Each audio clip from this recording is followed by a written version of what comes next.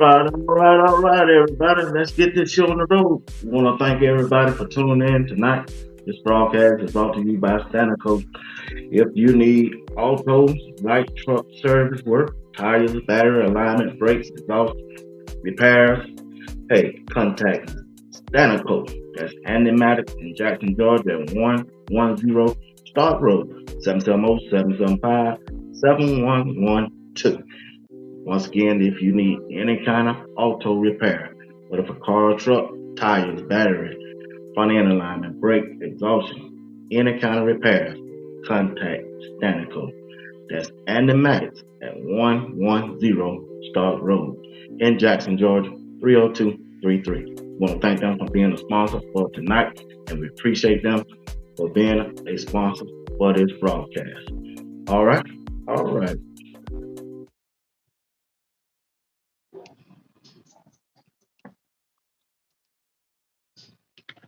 All right. Hey, how y'all doing today? Hey, you're watching Sports Talk with B Watts Entertainment, Rob the Man Media, and along with Coach Drake. Want to thank all of y'all for tuning in tonight and everybody who's been rocking with us ever since we built on the air. But I just like to say, personally, I want special thanks to say to Rob the Man Media and Coach Drake for partnering up with me on each Sunday night. They could be doing their own show, but they decide to stay with me and continue this broadcast, and I do appreciate that. But hey, we got a good show for y'all. I'm gonna tell you what all we're gonna talk about, and then I'm gonna bring Rod the Man Media up, and we're gonna bring the veteran up, the coach, Coach Dre. That's right. As my co-worker said, y'all got a coach on the show. I said, yeah, we got Coach Dre on the show. He out of Florida.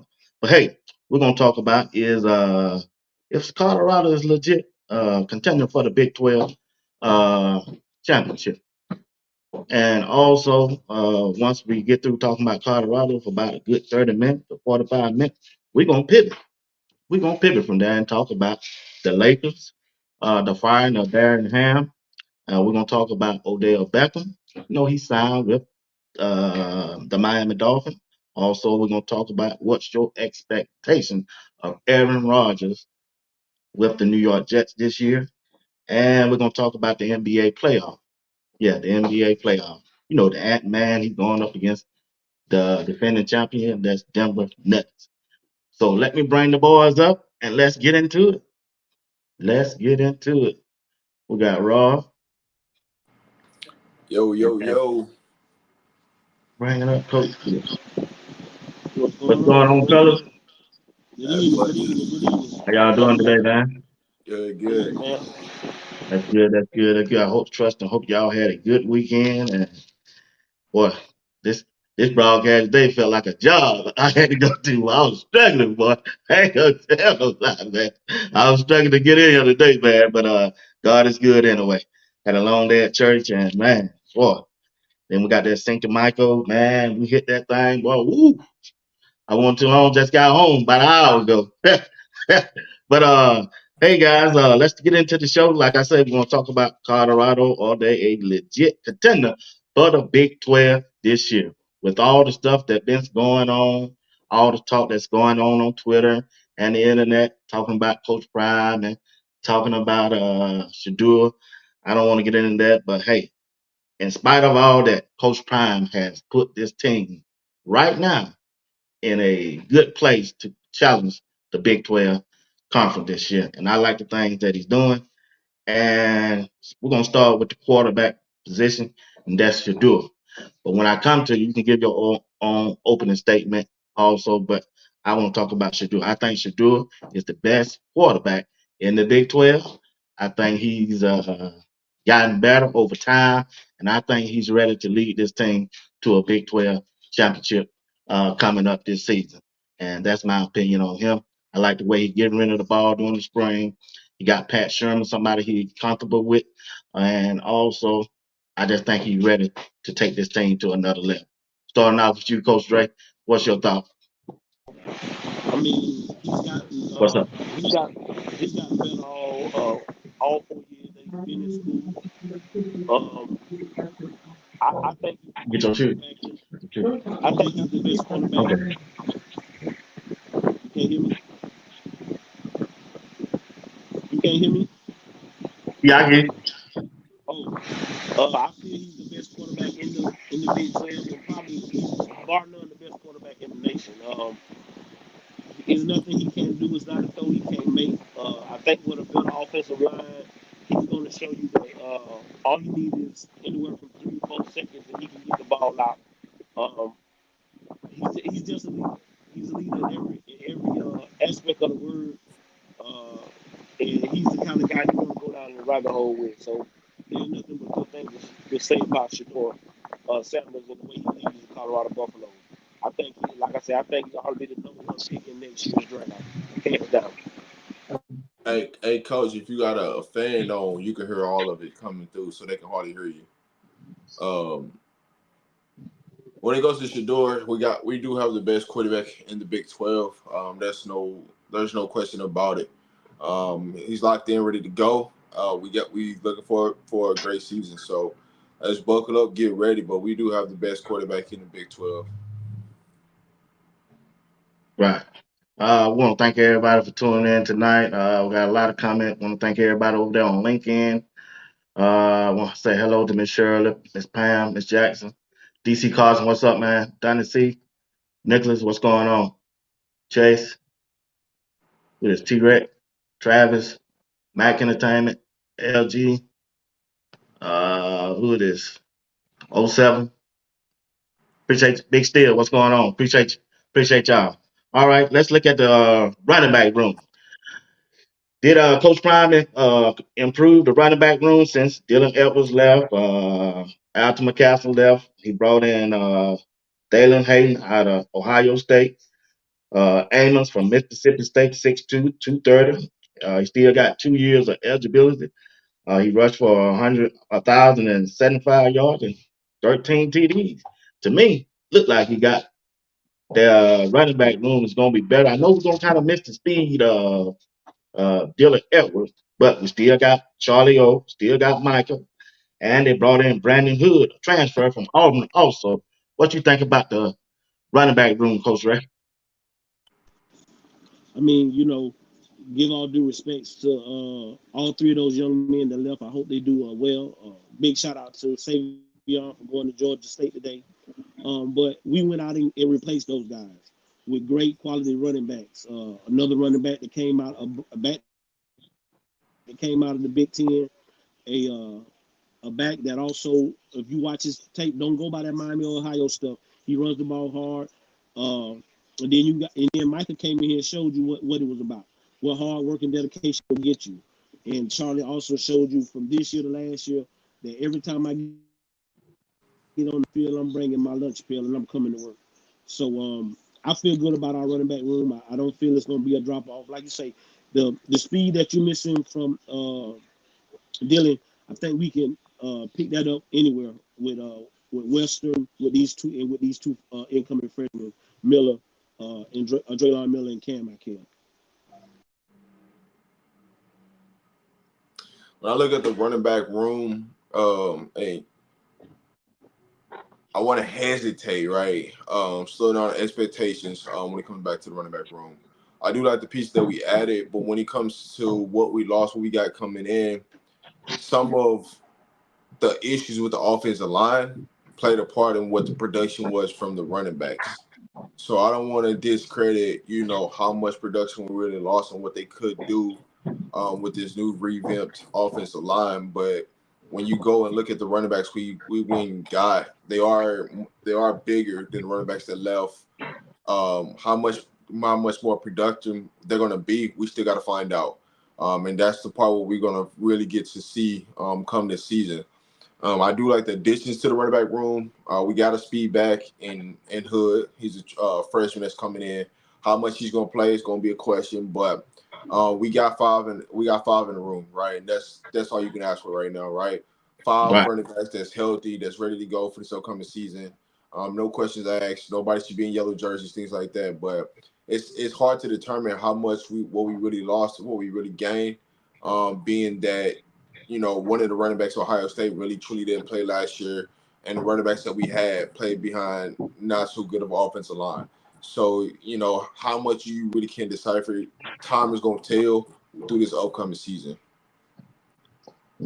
Uh, like I say, I think I really think the running back room overall has gotten better, but it's just missing that speed back. But you also can look at the players that haven't got there yet, like somebody like Cam McHale, the way they were going to use Dylan Edwards, you still can use him in that same way.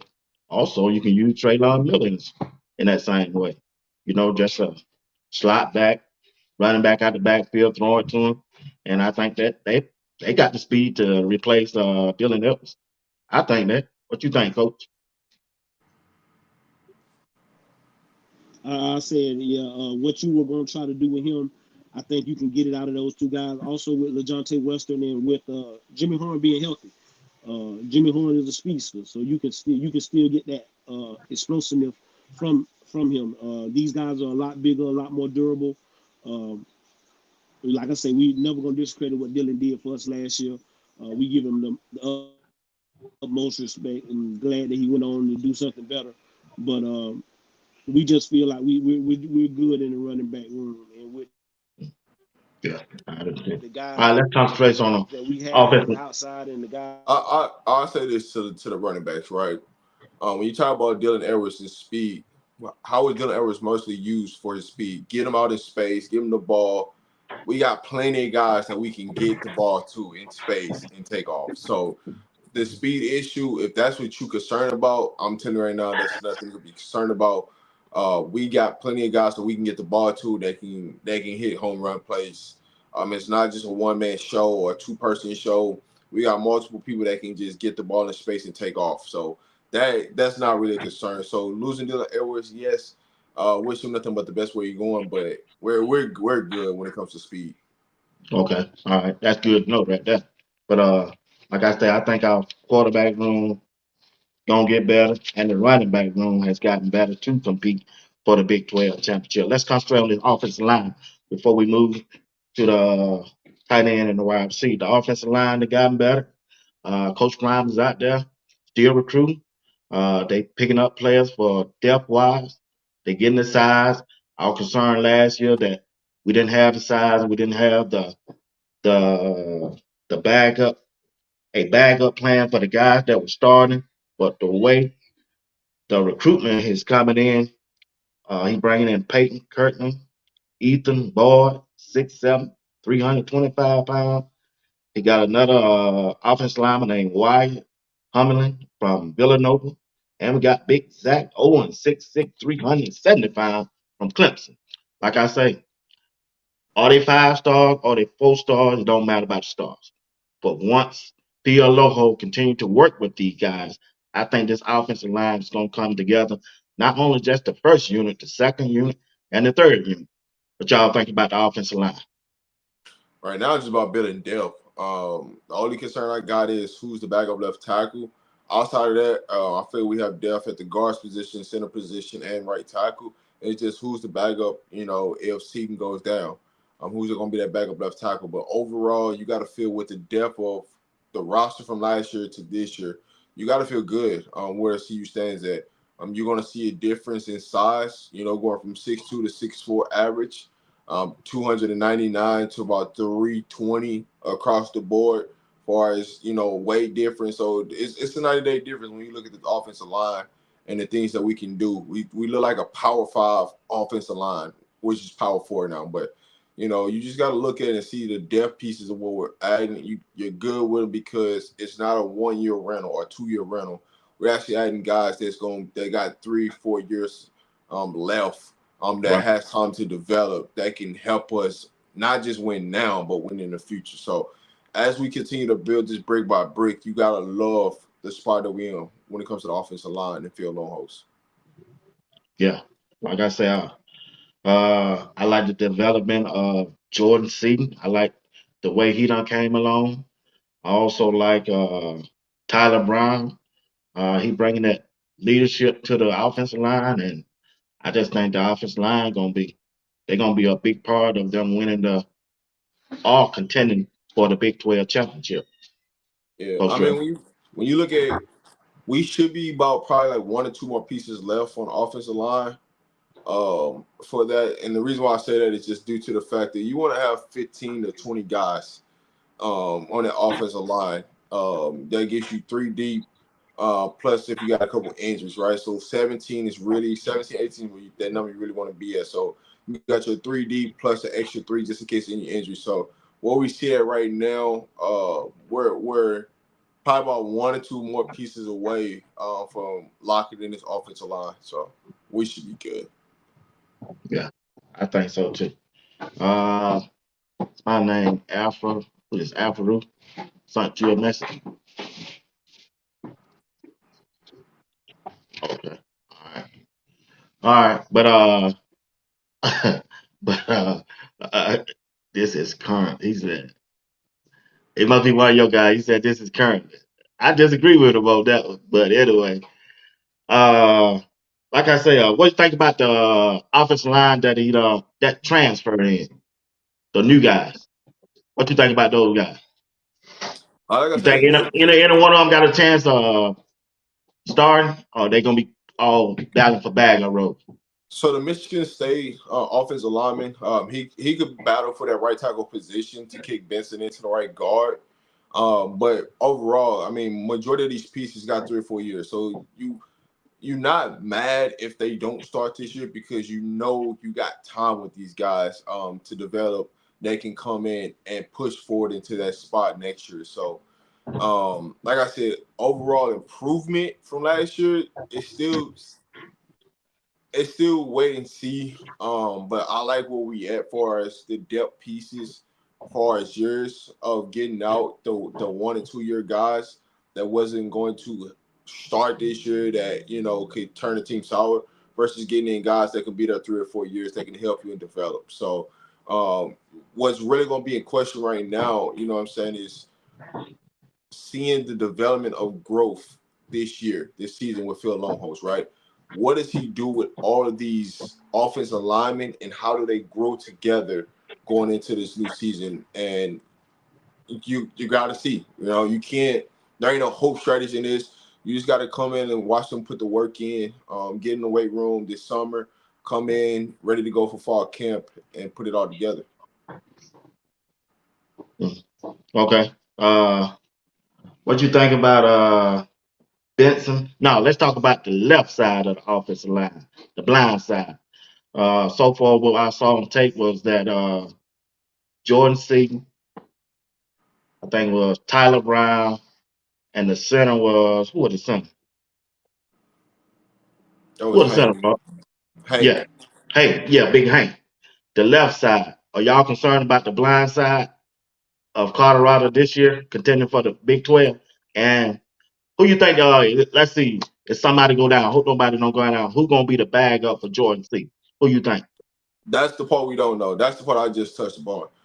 When you look at the left side, if you got Rock, which is Tyler Brown, and you got Seaton over there, I'm not worried at all on that left side. One thing I know for sure is Tyler Brown, he's going to come in, he's going to work his butt off, he's going to bring his lunch pail ready to go. Jordan Seaton, he gonna go back and he'll watch the film and get better. Right. After the spring game, he wouldn't watch film. He didn't go out celebrate, doing this, doing that. He went out and he got in the film room and watch his mistakes. And that's all you can ask from especially a young offensive lineman that's a freshman to come in and go and watch your mistakes and not being out partying doing this, that, and the third when it's spring game, right? You can do whatever you want to do, games over with, but Jordan Teaton went and watched film and kept his clothes on and just watch film to get better. You can't do nothing but be excited for the future, what you see out of that kid. So the left side, I'm not worried about it at all. I like exactly where we stand at on the left side, even if it's you put in Johnson into that left guard spot, or you put Mayers. I'm fine with Right. whoever's right there next to Jordan Seaton. Right. Right. Now on the right side, we're gonna be looking at probably Tyler Johnson, uh, It should be Mayers and Benson right Benson. now, but I don't. when you look at who started the spring game, I don't think there's going to be an offensive lineman come game one when we run out. I don't. Okay. I think Benson might get kicked in the right tackle, and I said right tackle. I mean the right guard, and we God. end up putting somebody at right tackle. Ooh. I think Maris probably will start at left guard, and Tyler Brown is probably going to end up being a center. I think that's the ultimate goal of what you might see. In some type of scenario, you're going to see that in some type of scenario. But overall, I don't think the starting line, what we've seen in the spring game, is going to be the starting line first game. Okay. Boy, they move Benson down to the guard and they bring in another tackle. Boy, they're gonna be woo. They're gonna be brutal for the Big 12, especially if you're a big guy, let's say 6'4", 6'5", ready 330. Man, I mean, they're gonna that be a was the point. strong. Yeah, that was They're a gonna be legit a point. strong offensive line. Yeah, that was a legit point of why you bring in the right tackle from Michigan State, right? It was Right. between him and Andrew, the left, in the right tackle from Arkansas. So whoever that person was that was coming in, that was competing for that right tackle spot. So you can see Benson getting kicked into that right guard. But I mean, I'm not the person making the decisions. I'm just going off based upon what I see from a standpoint of who they brought in. That's possibilities of what you might see come game one. Wow, man. What you think, Coach Ray? I mean, like I say, as long as I got 13 guys, I feel that we can go play with. I'm comfortable. I like what I saw from the offensive line during the spring. I think everybody gonna have to compete when they come back for the fall, and we'll see where the chips lay when we get through with the fall. But as long as we got 13 guys, I feel comfortable with playing. I feel good, and I think we got one of the best O line coaches in the nation in Coach Field. The way he coaches them guys up, the way he talks to them, the way they respond to him. So when you got a coach and you got that kind of rapport with your offensive line, you can't ask for nothing better. Okay. All right. I appreciate that. B Now with the Watts, offense. he was giving you the odds what everybody was saying what Colorado will finish at. So that wasn't his prediction. He was just giving you the odds of what they were saying. Who was that? Alfaru, when you looked at that Oh, comment, okay. he was giving you what everybody is saying, as far as like on three and FanDuel things like that. That's what he was giving you. Oh, right, right. I end up reading the whole thing. Appreciate who was it? Alfred? Yeah. You one of y'all guys? Okay. My first time seeing that name. Appreciate your comment, sir. Didn't mean to overlook it, but I was just trying to stick with my guideline on the show. But I see y'all in the chat. Appreciate y'all comments in the chat, and we hope y'all continue to keep it up. But all right, if we looking at the offensive line, and what I like the improvement, that means that, and also like the running back room. That means that we should have a good running game to compete in the Big 12 if they know how to dial it up. That's if they want to dial it up that way or stick with the running game. I know a lot of people keep saying that, especially on my job, that Colorado ain't gonna be no running team. They're gonna be a pass happy team again. But ain't no way in the world you are dressing the offensive line and upgrading the running back room not to run the ball. Coach Dre. I mean, you let people talk, man. You don't have to give people that energy. I think they say that just because Shador is Coach Prime's son. Coach Prime knows football. He knows for you to be a successful team, you got to be able to run the football. Anybody knows that. If you can't run the football, if you become one dimensional, it's hard to win football games.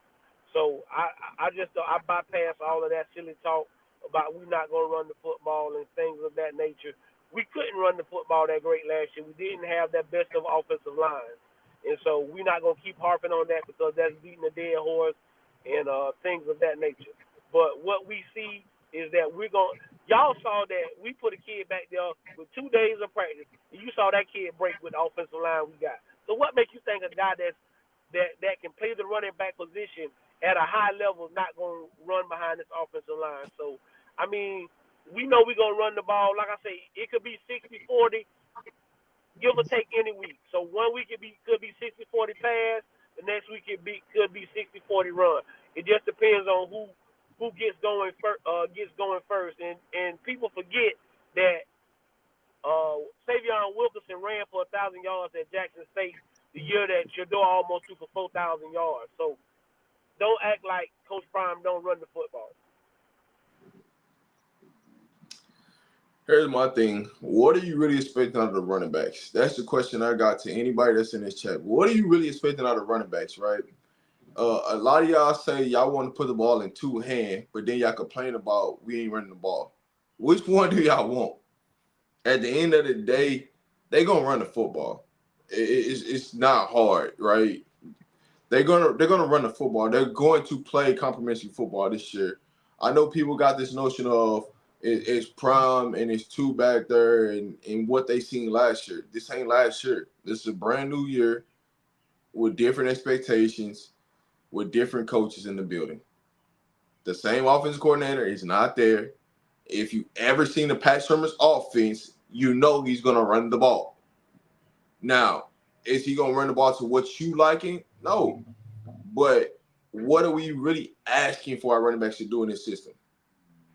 What do you really want out of it? Like, do you want the running back to have 2,000 yards, 1,000 yards? Like, what do you really want? That's the question that like most people don't even understand why you run the ball. But that's a whole other subject. We ain't got to get into that right now. But it's just understanding the fundamentals of football, understanding the game of like what we're doing.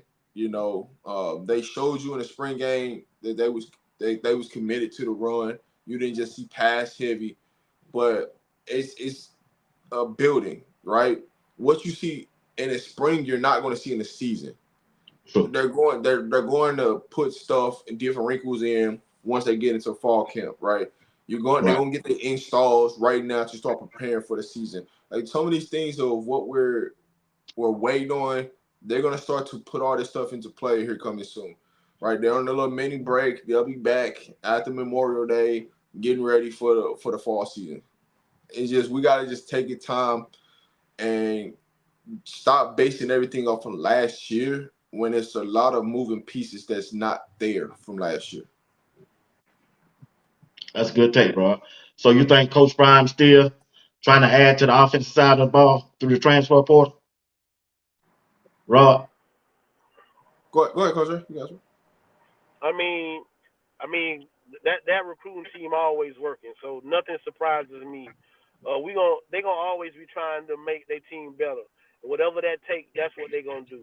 Um, I don't know why anybody would think it would be anything other than that, and that'll be all. But yeah, we go. I think he gonna. I don't know how many more weapons he gonna get. He might get some more offensive line. I don't know about how many more weapons. Yeah, that's I why I mean, was offensive linemen.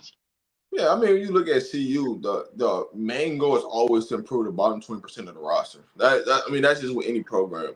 Recruiting never stops. Recruiting is every single day. You always looking to improve in some type of area of the team.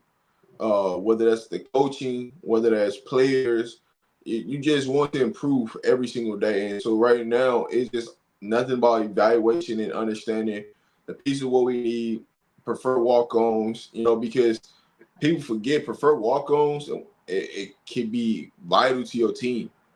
It can make or break a season. It's not just scholarship players that help you win games. The walk-on players, the preferred walk-on players, they can help. They help too, because if they give you a great look, guess what that does? It translates to Saturdays. It can translate into wins. And so as long as you keep improving the bottom 20%, we're fine. And those are the things that all you can ask for is improve day by day and improve the bottom 20% of the roster. Okay. All right. All right. Let's transition to the. Let's talk about this tight end and the wide receiver room. Got some Savell Smalls on that tight end, who I like. Also, we got the wide receiver room, and like I said, we got a lot of wide receivers. And for the passing game, I think we already know what we're working with on that. So, like Omarion Miller, Jimmy Horn Jr., John Tate, Webster, we got Travis Hunter, you got also Caleb Mathis, Terrell Timmons, and also we got some players that haven't even gotten there yet on the wide receiver side. Players like Cordell Russell, Baby T.O., Traylon Miller, got Will Shepard, Cam McHale. For as the wide receiver rotation, who gonna be a better fit and who the quarterback Shadur gonna be comfortable with when they go with a four wide receiver set? Who you would like to see out there most of the time, Coach Dre, at the wide receiver? Long as you in that 8-man rotation, you Gucci with me.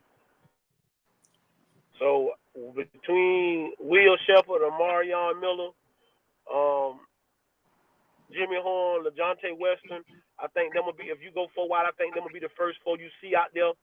Behind them, I got Baby T.O., I got Caleb Mathis, I got uh, I got Timmons, and then right as of right now, you got to go with probably one of them freshmen that will be in that rotation as well. But as long as you in that 8-man rotation right now, because I think it's an 8-man rotation, when you, especially when you going 4 wide, because that's your 2 deep. As long as you in the 8-man rotation, you in a good situation to play or to get significant playing time. At the tight end position, we got to wait and see. I like what I saw from what they saying. I like what Small's doing. I definitely like what Pearson did.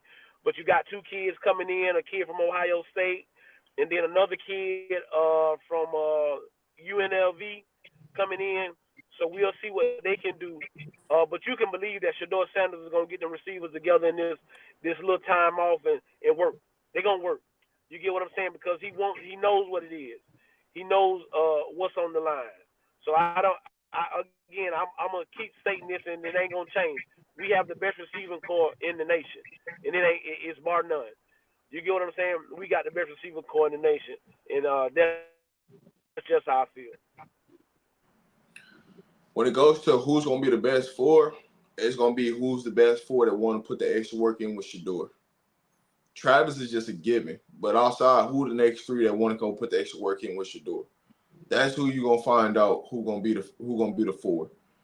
It might be 5, depending on what the scenario, what the situation is. But when you look at the 4, it's all about who's gonna put the extra work in when Shador's out there on that field. Who is he out there putting the extra work in with? That's gonna tell you the answer right now.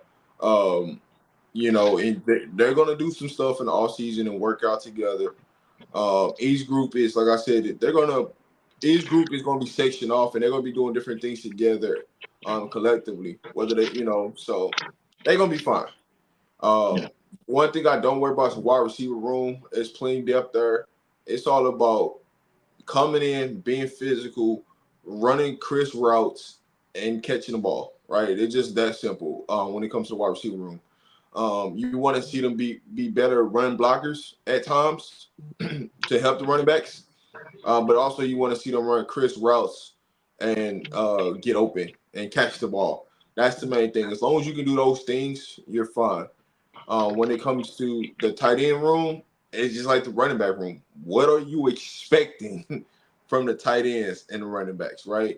Um, I said, I used to say we needed a playmaker tight end, but when you mhm, look at this roster, we really don't need a playmaker tight end because it's really not going to be, he ain't going to be utilized like he should. So, what are we really designing our tight ends to do? How are we using them? We can use our tight ends in multiple to the ways. We can flex the tight end as a wide receiver, flex him back as a fullback, put him on the end line. We can do a lot of different things with the tight end, and that's the fun side of what you might see out of Pat Shermer is moving the tight end around. So we don't need a playmaker tight end after going back and actually just sitting down and understanding what we have in the room. We don't need a playmaker tight end. We just need somebody who could be the most consistent in that tight end position. That's what we need. That means run blocking, pass blocking, catching the ball. That's what we need. And as long as we got that, we're good. that's a good take. And you think they're gonna reduce the role of Travis Hunter on the offensive side this year, Coach Dre? I don't know if it's gonna be reduced. I think it's gonna be more like what he did at Jackson. Maybe a little bit more than what it was there, but it's some similar to what he did at Jackson. Of these guys can come in here and Shador can get comfortable. It's about the confidence Shador can have the rest of the guys. ultimate confidence in Travis Hunter. He feel like if he throw the ball in any radius, Travis can go get it. I think he feels that way right now about Amarion Miller as well because of the spring he had. LeJohntay has shown you what he can do as well as Jimmy Horn. When I talk about the age, I never talk about Travis Hunter because it's a given that he's going to play.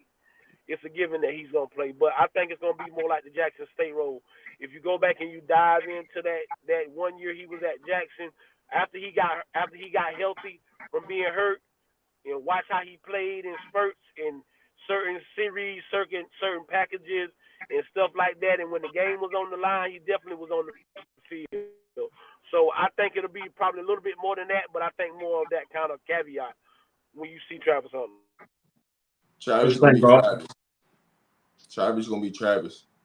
That's the bottom line. Are they gonna manage his snaps? In some fashion, some form, they're gonna manage the snaps. But Travis is gonna be Travis. Seeing the work that people put in, if Travis feels that he can, the team can operate without him being on the field in certain spots, he's gonna do it. But Travis is gonna be Travis. So that's the end. I mean, that's truly Travis is in control of how much he's gonna be on the field. Yeah, I think he's the most exciting player coming back in college this year. Think he's the most dominant player coming back in college this year on the offense and the defensive side of the ball. If he stayed healthy, I'm predicting my prediction.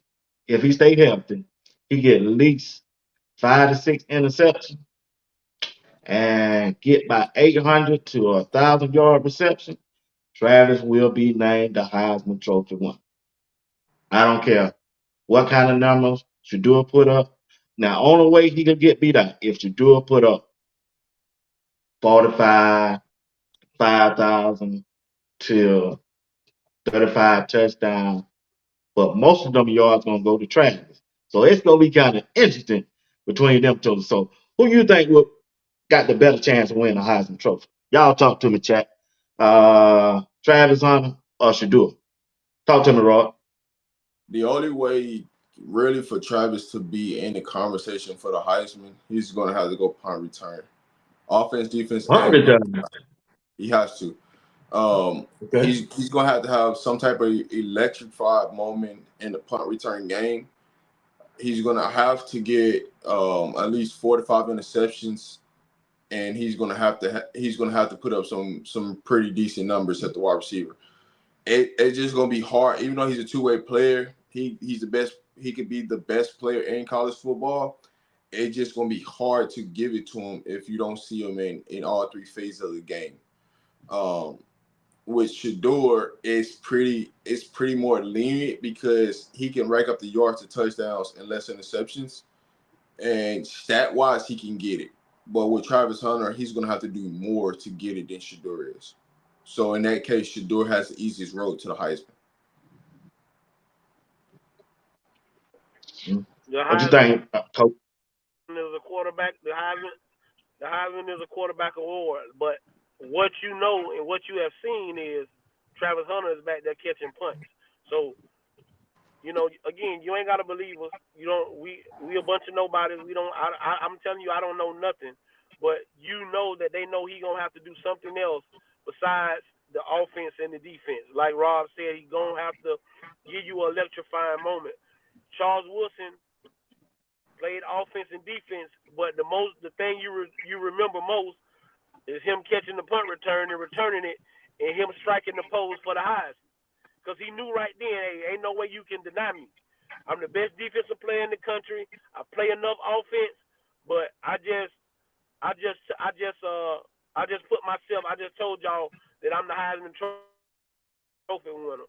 So with Travis, you're gonna need that. Like I say, most of the time when you look at the Heisman, we can go back as far as you want. 9 times out of 10, it's the best quarterback in college football. Um, Yo, so and here's the thing. Travis, That's just hard for me to Travis, believe, though, Coach Drake. Rod, if Travis put up those numbers, and you think they really gonna overlook him? I know you keep saying, Rod, that he got to go to punt return, but listen, See, here's the thing. Here's the thing that you got to you gotta realize. you gonna go ahead, Rob. Here's the thing you got to realize. How many teams is going to throw at Travis during the season? So how is he going to get I stats mean, on I thought defense? that last year, but they threw at him last year. It's a different year. It's a different year. If you got a defensive line in front of you that can put pressure on you, the ball's coming out faster. It's less opportunities, right? You can Right. micromanage Travis more this year than you can last year. If we're saying that we have better pieces on defense, as far as the defensive line, the cornerbacks, and we're better overall defensive wise, are you really going to go at Travis? If Travis is more fresh because you can micromanage his reps? Part of last year was he had to go those snaps because we didn't have anything behind him. Yeah, I know. Yeah, you're right. That do make So, sense. so we have stuff behind him where he could take off a player to, and he's more fresh.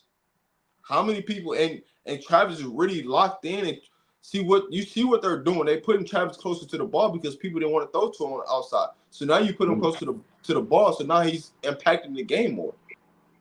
That's giving him more opportunities to make plays on defense. So they're everything that they're doing is designed to put Travis in more situations where he can be around the ball to make plays. And that's the Okay. part where we got to look at. You going to have the only way you could beat out a quarterback in a quarterback friendly award, you're gonna have to do something spectacular that ain't nobody else doing in the country. That's just the bottom line. No matter what he do on offense, no matter what he do on defense, he got to do something That spectacular and something extra, like on I kick mean, return or I punt mean, return. That's the only way you see it, or you Rob. got Wow. or you gotta do something extraordinary on defense. What I'm saying is, we talking about 10 picks or something. It's got to be something crazy where you just can't deny it. You get what I'm saying? Where you just can't deny that. You get what I'm saying? And we agree with you. I think he's the best player in college football, bar none, when he's on the He- football field. I just know that's a quarterback award. And a okay. quarterback, if Shador go out there and throw for 4,000 yards, 40-something touchdowns, and only have like 5 or 6 interceptions, we win the Big 12, we in the playoffs. It's gonna be hard pressed for you not to give that Yeah. to Yeah, but Shador them kind of Sanders. numbers. But Yeah, but them kind of numbers. no, Yeah. listen, the way they feel about each other, I guarantee you, the first thing the other one gonna say is, "Hey, I share this award with my brother Travis, or I share this award with my brother Shador." So those two guys, that's how much love they got for each other. So I don't really think it matters as long as one of them get it. I think we'll be good. I like that. I like that. Hey, once again, we want to thank everybody for tuning in tonight. We want to thank you for putting your input in the chat. Also, if you don't mind, hit that like button if you don't mind. Appreciate each and one of y'all. I see your comments. We're not overlooking you. And we just want to let you know how much we appreciate you for being here, tuning in, being active in the chat. And we just appreciate you. All right. This is the question for the chat. How many games or what do you think Colorado record would be uh, by the end of the year? Your expectation to the chat of the Colorado Buffalo this year. What you think? Want to hear from your DC Carson? DC Carson, who was that other guy? Alpha Rue. What y'all expectation of Colorado this year with the addition of the players that we don't brought in? All right, Rob, here we go. Let's switch this thing up. Let's go to the defensive side. You and Coach Drake. Coach Drake, check this out. Starting with you on the defensive side of the ball, right? Or as the defensive line, the players that coming back from last year, the player that Coach Prime has brought in through the transfer portal, will this defense lineman only, just the line, will they be able to stop the run in the Big 12 conference? No doubt about it. There's no doubt about it. You got two of the best coaches in the country. We'll start there. When you got Warren Sapp and you got Lewis, who arguably played on the greatest team in college for the University of Miami. There's no ifs, ands, and buts about what we think. We think we're gonna stop the run on our way to the quarterback. I think we got a great rotation right now with what we've added, what we had from last year. McNeil has showed you he can't be blocked. He showed people that last year. and he went out there again this spring and showed you he can't be blocked. The block bully gonna demand the double team. So them linebackers gonna be coming down and filling them gaps, scot free, making tackles. And that's the thing we were missing last year. When your linemen can get up on your linebackers, then you're not having a successful. You're not stopping no run. That's what linemen want to do. They want to be able to double team, get up to the linebacker. That's what they want to do. You ask any lineman if they say we get up to the linebacker, I guarantee you they'll tell you, oh, we got anywhere from 5 to 10 yards on that play. You get what I'm saying? So Right. yes, I definitely believe we're gonna be able to stop the run. I love the additions that we had on the defensive line. Those guys are working hard, and then you got a gold jacket in the room, and he coaching you up, and he giving you everything he got. He ain't just out there talking; he out there showing you. And then again, this generation is they real visual, so we can go back in the film room and Warren Sapp can say, "Hey, look at this. Remember I told you to do this? Now watch me in this game. Watch me in this game, and watch me with my technique and what I'm telling you to do." So yeah, I think we definitely gonna be able to stop the run. I love what we have right now in the defensive line room, uh, and I still think we might get one more defensive lineman. We don't know for sure, but I think we'll get one more. But I feel great about the defensive line room and where we're going. When you look at this season, everything is going to come down to, can you run the ball? Can you stop the ball? That's just what it is. Yeah. A lot more teams run the ball in the Big 12 than most people think they do. And you're going to go against some teams that can run the ball in the Big 12. You're going to have to stop the run. When you look at this defensive line being coached with Coach Sapp and Coach Lewis, you got to love what you see. Just all those two coaches, just in there, ready to coach, ready to do anything they need to do to help the team win. Me, I'm not worried about the line.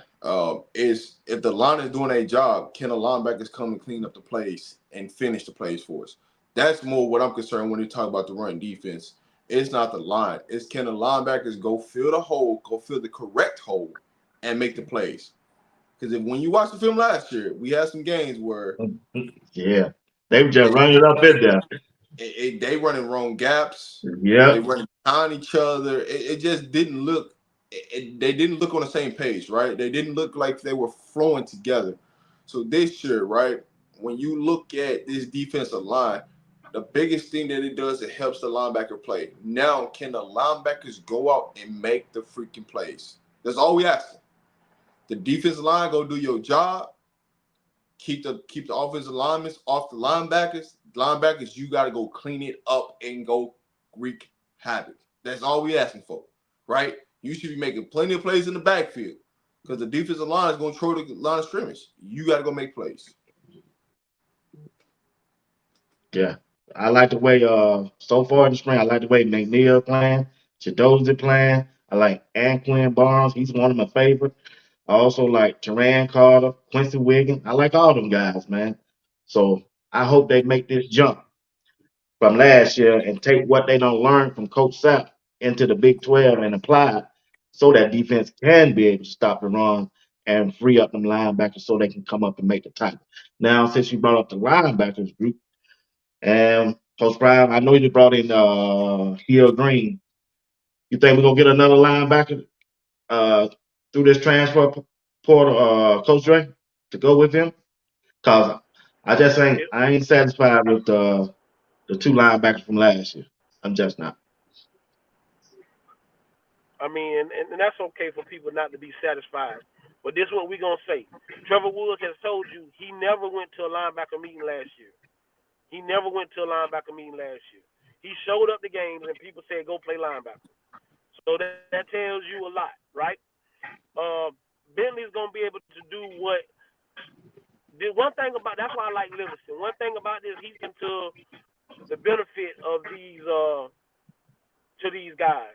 But Webster, Brown, the way them kids are flying around, running sideline to sideline, you got Hill Green coming in here. I'm not worried. I'm not worried. Go watch Jeremiah Brown fly around because again, it comes down to the defensive line play. If these boys can run freely, they gonna make the tackle. If these boys can run freely, they can make the tackles. It's just not having to worry about the lineman getting up on them. So I feel comfortable with all of them right now. Yeah, I don't think it's gonna be a rotation. I think Coach gonna get settled in on two guys he likes. I think it's gonna be a great battle in the spring. I mean, in the fall, you're gonna be them guys, and we'll go from there. But then that means you got quality backup. Um, but when I heard that kid didn't go to any linebacker meetings and just showed up and was still in the safety room and just showing up on Saturdays playing linebacker, how can you be mad with that kid? And I was one guy that was very critical of that young man. But when I heard him say that, you can't be critical of a young man. That's like me teaching you something all week, and then y'all get here on it's test day and we give you a whole different test. You get what I'm saying? So, Yeah. but I like what I saw. And one thing you know is that with Woods and with Bentley, they're definitely leaders on and off the field. They're great young men. So I like what we. But like I say, Jeremiah Brown, and in the way that Webster is playing the brother. Hey, I'm not worried. And the way people talk about Hill Green, I think we should be in good hands. I look at the linebacker room. I think we might need one more linebacker. That's just me. I want one more just for injury purposes. I want one more. Overall, I'm okay with the linebacker room. But as long as our D line is doing their job, the linebacker is going to be a lot better. The linebacker play is going to be a lot better. How much do we see Bentley and Bentley on the field and Woods on the field together? It's going to be exciting to see. The depth chart will change in the fall, right? Right. What it is right now is not what it's going to be in the fall. So that gives Webster another opportunity to come in, to take more reps, possibly start the season. That's going to give Hill Green opportunity. We got Goldberg's son, who's not there yet, that a lot of people forget about. He is going to be a walk-on, but you come in there and make plays, you never know what can happen. You just got linebackers that it's still a wait and see right now. Depth is what I'm more concerned about right now. And we got another linebacker, and don't forget about we still got Big Gant. I know you don't see him on film, this, that, and the third, and but I would not forget about Big Gant at linebacker too. So we got the pieces that we need. Like I said, I would want one more linebacker if it's me, but I don't think you're going to see as much Wood and Bentley on the field together as you've seen in the past. You're going to see Webster out there. You're going to see Jeremiah Brown. You're going to see, Green. So you're going to see B. Gang. So there's going to be some different things that play in the part.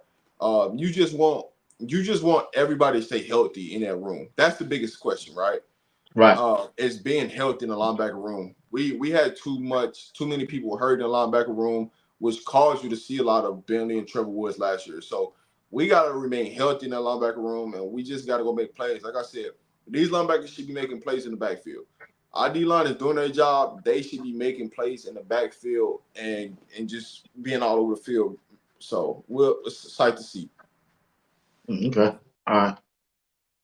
Let's see what Mr. DC Carson Music talking about. The issue won't be the CU starters as much as that it will be the depth. CU has two brutal rival games on the front of their schedule and tough backing of the schedule. Uh, he might have a point there, but I still think, Mr. Carson, that Colorado gonna survive those, especially the games in the front. I think that Colorado gonna get off to a good start. That's just my opinion.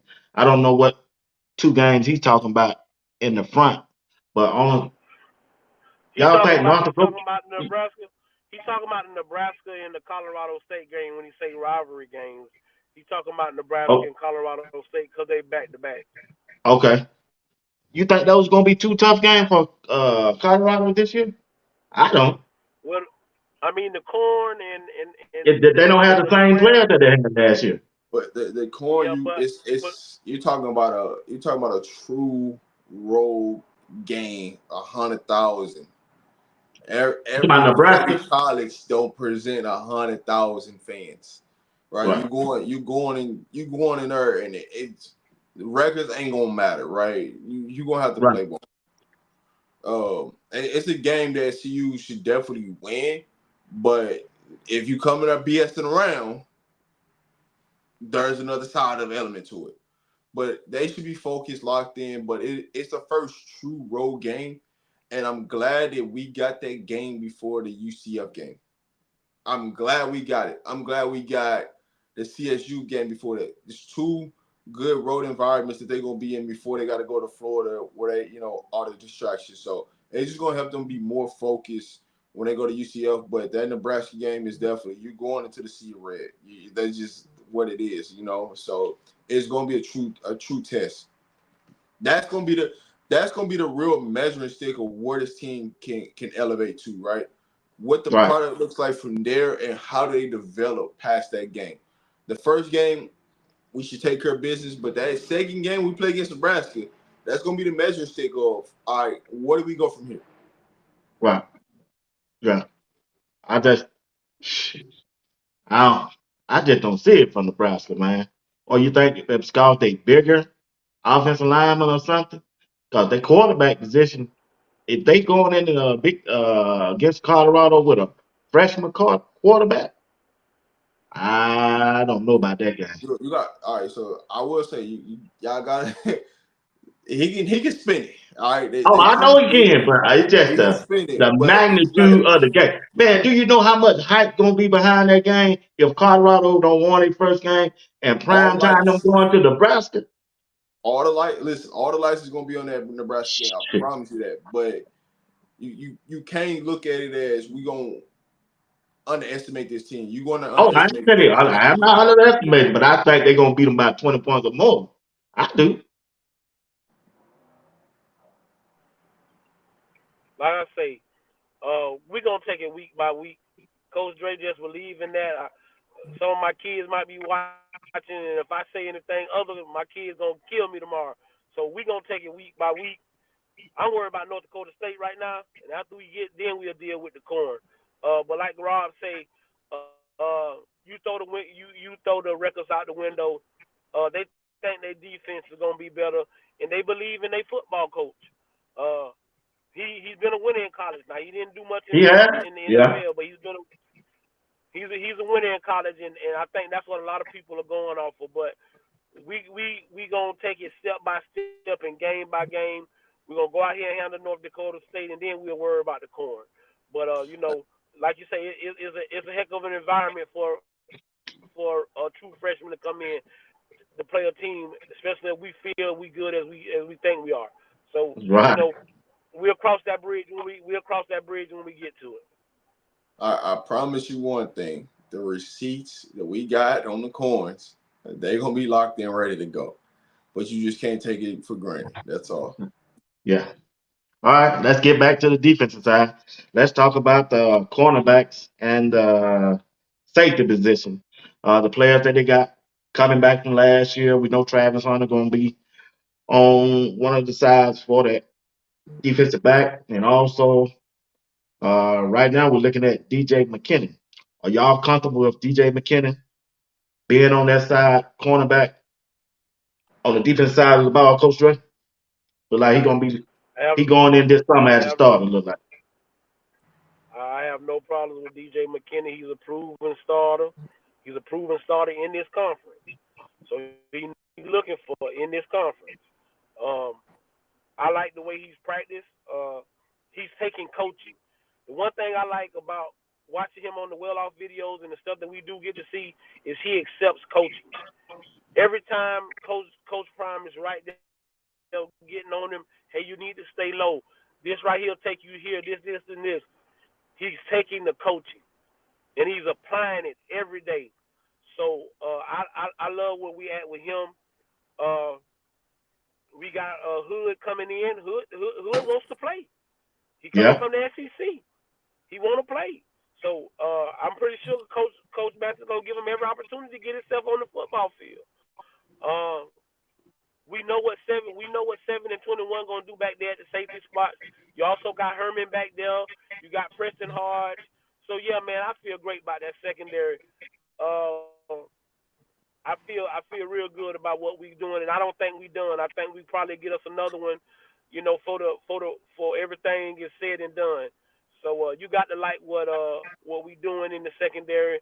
Uh, well, what we got on paper right now, and then we got my young jit coming out of Florida. We got Lopez, Angel Lopez, and if anybody's sleeping on him, I don't know why. And then that boy from my county, Bradford County, he coming, man. My jit coming, and he coming to play football. And they call him Hollywood. They don't call him Hollywood for no reason, baby. He coming with the goals and all, baby. He gonna be ready to play football. No ifs, ands, and buts about that. So we feel good about our starters and bringing up these young kids that's coming up behind them. I feel real good about that secondary. I feel real good about that secondary. Before you go, Rod, hold on, Rod. Before you go, this DC Cousins said the CU secondary is legit A plus. Man, I thought he was a hater at one while, but okay, Mr. Cousins, we appreciate that. All right, go ahead, Rod. When you look at this defensive background is the more and more you see this room every day, the more and more this room is getting stronger. With the pieces that's being added, what's been subtracted to what's been added, you gotta love it. I'll say that here's the biggest part for me when it comes to the secondary room. We are a lot more healthier at this point of the season right now than we were last year. I'm gonna say this Okay, again. We okay, are a lot more healthier, 100% healthier than we was last year. We had a lot of people that was not healthy, that was working their way back, that was out on the field, that shouldn't have been out on the field. But you can see how different this room is going to be when it comes to health, and you gotta love what you see. Cornerback room, you gotta love it. Is there some question marks behind after the first four cornerbacks? Yeah, but that's with any team. Because we're going true freshmen after them first four. We're going true freshmen. So yeah, you're gonna have some question marks, but I'm telling you right now, they coming to compete. You gotta love what you see in that room. You gotta love what you see in their safety room, right? Uh, they're not satisfied just having Cam and Shiloh. They still are recruiting safeties. So who comes in if one of them go down? Who comes in, right? right. You got Hearn back there. Been with them in Jackson State. So he understands playing with Shiloh and playing with Cam. You got a potential another safety coming in the transfer portal that can run and make plays and be a playmaker back there. So you gotta love what you see. Travis J is much more healthier than he was ever last year. Oh, I like You Travis J. I like it. can use Travis J in a multitude of ways. You can use him at linebacker. You can use him at inside corner to guard a tight end. He can play outside corner. You can use Travis in a multitude of ways. Another big physical kid. And one of the things that you gotta love is with Robert Livingston is he's gonna put these kids in the right place to make plays. And he's gonna see what's best fit for you, and that's what you're gonna do. So you're gonna see players move around all over the field and be in different situations, but you gotta love to see that we're healthy. And the Right. people that sleeping on Travis J because he wasn't healthy last season, you're gonna be in a rude awakening what you see this season. I believe that. I believe that, Rod. Once again, we want to thank everybody for tuning in to the show. We appreciate each and one of you, and we thank you for participating in the chat. If you don't mind, hit the like button, subscribe to both our channels. That's Rod the Man Media and Sports Talk with B Watts Entertainment. Also, thank you for everything that y'all have done to make this show successful. You tune in each Sunday with us. Uh, let's talk about the coaching staff. What do y'all think about the coaching staff Coach Prime has put together this year? Will this coaching staff be able to make in-game adjustments as we go along? What you think, Coach Dre? I believe in these men. I believe Coach Prime got guys that that got his back 100%, and that's no knock on whoever was on the coaching staff last year. That's definitely not taking a shot at nobody. Um, He's been you slow. hear coaches when you hear coaches say, "I was sitting on my couch and I just didn't like what was going on or how they was treating Prime. I had to come help." Them the kind of guys you want in the foxhole. Ain't no ifs, ands, and buts about that. I mean, you can say what you want to say. That man recipe been proven. So when you got somebody with a proven recipe and with coaches that's been proven with him, until you show me something different, that's just your opinion. I know football. I know that having a great coaching staff makes you a better football team. And having guys that's around you that you trust and you believe in, that's what makes a football team go. So you can't sell a kid bull jive, tell him to be a family and be about something, and y'all ain't showing that at coaching staff. If you over here fighting with this coach and you and this coach don't get along, kids ain't buying that. That's one thing that they got at Colorado. Them guys believe in them coaches, and these coaches show that they care and really respect each other. So you can't fool kids with that BS nowadays, talking about, oh, we a staff and we together when y'all don't even hang together. You don't know their kids' name. You don't know this. You don't know that. You know that at the University of Colorado. So hey, y'all can miss me with that. You understand me? Because I know what it is to be in a coaching room where all the coaches don't get along, and you preaching one thing to them kids, and them kids ain't buying a hill of beans of what you're saying. But when you showing that when you showing that your coaching staff is together, and that they are whatever they practice and what they preach, hey boy, a kid will move a mountain for you. A kid will move a mountain for you. You can believe that. So I like what Coach Prime got on his staff, the guys he went and got, and the brothers that he went and got that didn't want to sit on the sideline him suffer any longer. And that at the end of the day, that's what you got to rock with. You got to know what you see from this coaching staff. You got experience. You got people that played the game. You got people that's coached the game for a long time. Um, you got everybody looking to be a part of the team. Everybody looking to communicate as a team. You can see how it's translating on the field. How people are really starting to talk to each other. You didn't see that last year. You seen a lot of disconnect. You seen it from the players. As you see the players this year, you're seeing a lot of connection. Somebody got to build it, right? So what you're seeing out of this whole situation is you're starting to see these young men really coming to form, understand the assignment of what the coaching staff is asking. You don't see a lot of lone faces. You see when the coaches talk, you're seeing a lot of players shut up and not acting like they run the position.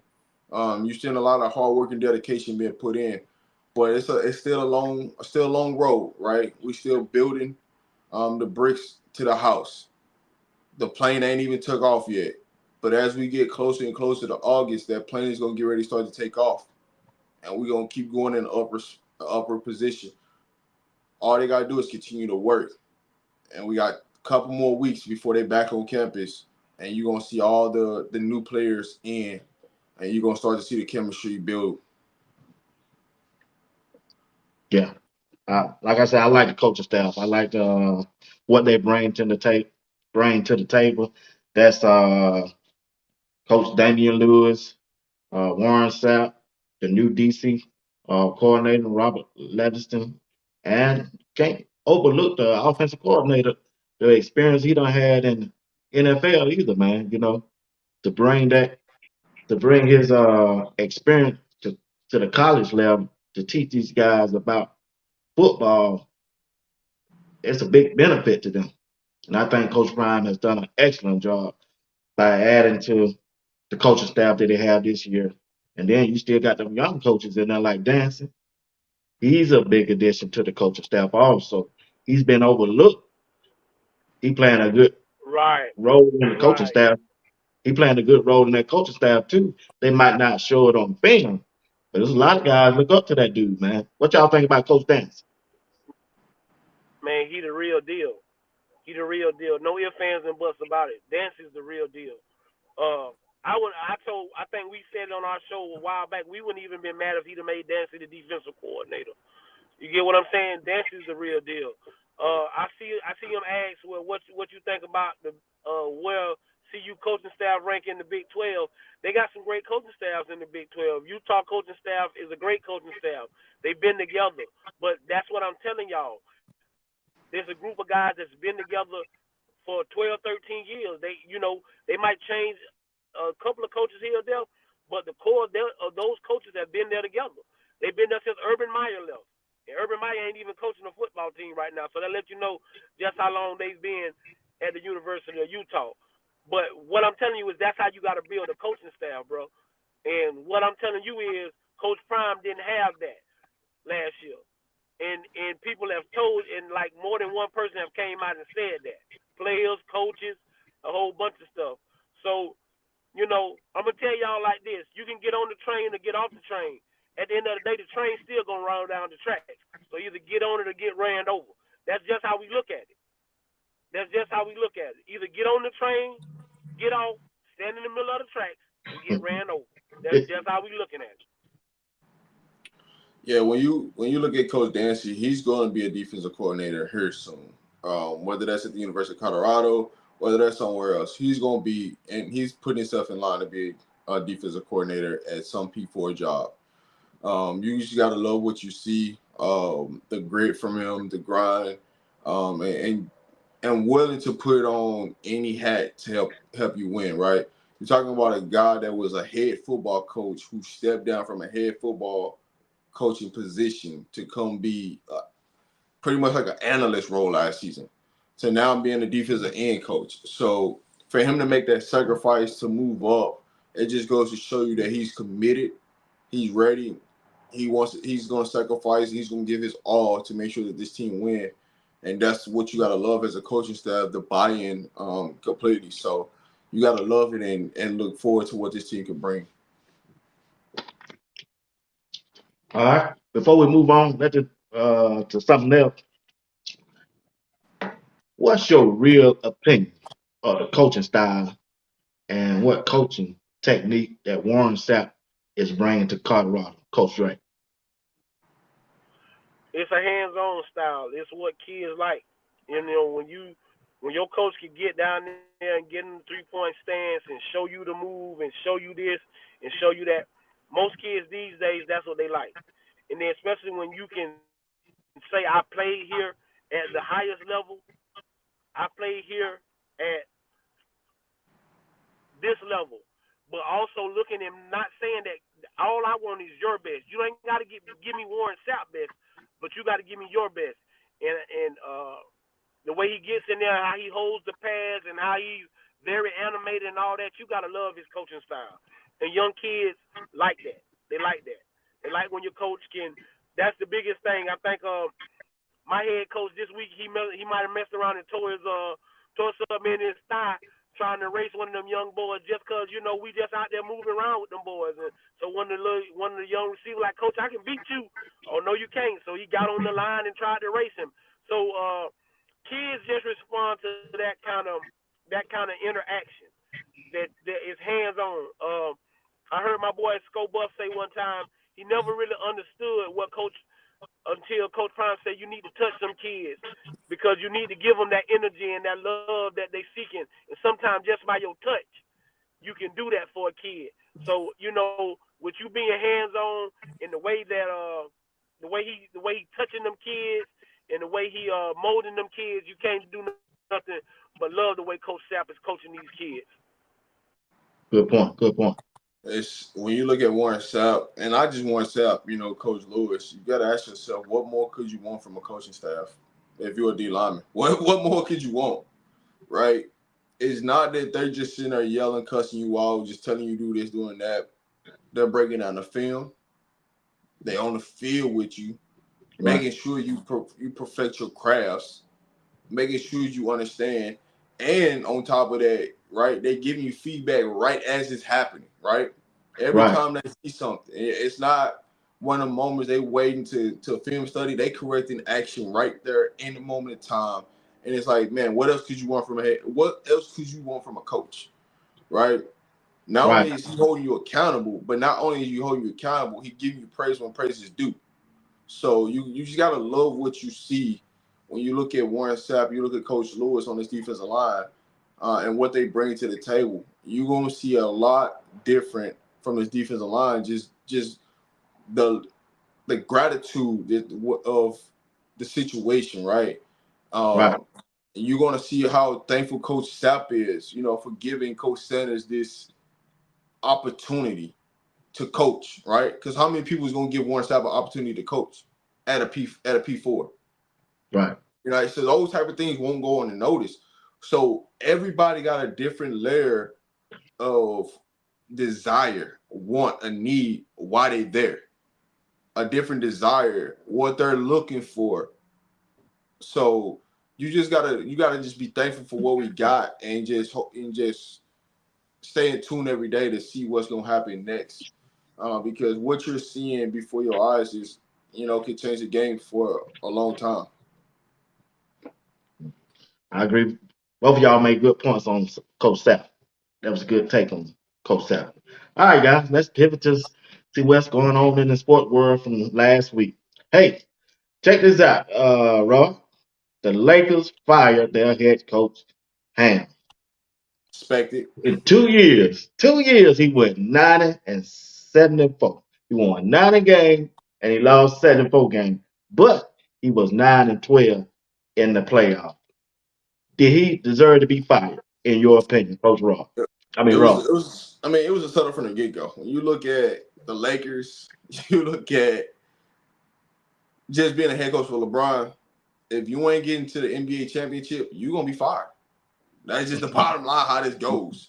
Yeah, That's just how it is. If you can't get yourself to the championship, you're gonna get fired as LeBron James head coach. That's just matter what it is. Now, do I agree that they gave them the most successful roster to be successful? No, I don't. Because when you look at LeBron and what he needs, they didn't fulfill those holes, right? right, They were bigger, but they couldn't shoot. So if LeBron creates anything off the dribble, you're kicking it to a non-shooter. The biggest part is Anthony Davis. When you need him the most, he gonna come up small. Sometimes that's just how it goes. But I just don't think that they built a roster for them to be successful. I thought they should have traded Russell as either in the off season, right? Do a sign and trade deal to get rid of him, or during the season they should have traded him for some shooting. But also they wasn't healthy too, so that plays a part. So, but when you LeBron James coach, if you can't help them get to a championship, that's just what the nature of it is. There is a coach that I would love to see him. I would love to see coach him, but we'll get into that later. Go ahead, Coach Dre. I mean, you hit it on the head. The Lakers expect to get to the championship. You got arguably the greatest basketball player ever play, and AD, Russell. But like I said, I don't think they had the right team around them. Uh, you can't blame Darvin Ham for all of this, so I wouldn't dare sit here and say that. But when you're not getting to the championship and you got LeBron James and AD, I mean, the Milwaukee Bucks fired their coach mid-season and they had a winning season. So, don't nothing surprise me no more with coaches getting fired. But I would say this. This is a question for the chat. What is your overall grade of LeBron James's career in LA? I just want to know.